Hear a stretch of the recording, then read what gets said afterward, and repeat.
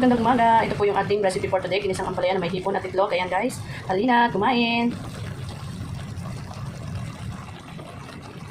Magluto ako ngayon ng ampalaya. Ito na yung mga ingredients, ampalaya. Meron akong sibuyas, kamatis, luya. Ito yung bawang. Nag-scramble din ako ng egg. Ayan. At nagluto guys ako ng hipon. Ayan, hinap ko lang siya sa gitna. At yan, niluto ko muna siya with seasoning. Ngayon guys, nag-umpisa na tayo ng ating pagluluto. Nagsan tayo ng bawang.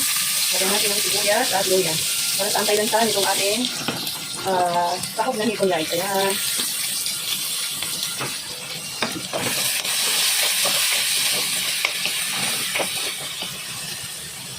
Tukuin lang po natin itong sibuyas at luya hanggang mag-aroma siya.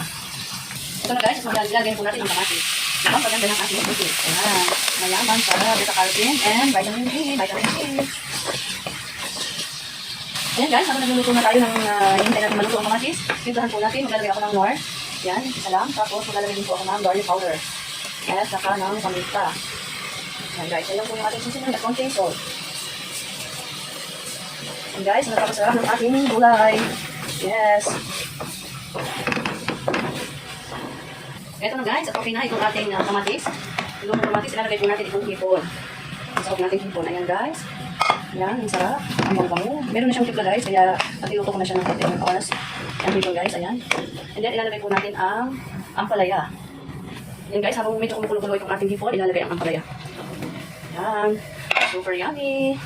Ang pagluluto guys natin ang ampalaya ay half cook lang guys. Mas masarap. Mas masarap yung may kaunting crunchy. Ayan, wow. Delicious. Ang bang-bang niya. Ayan guys.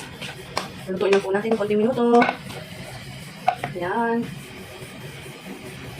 Ito na guys, haluin po natin. Ayan, para maluto po yung nasa ibabaw. Ayan guys. At ang pagkatapos ilalagay na po natin ang itlog. Yung ating prinito kanina. Ayan, wow. Sarap.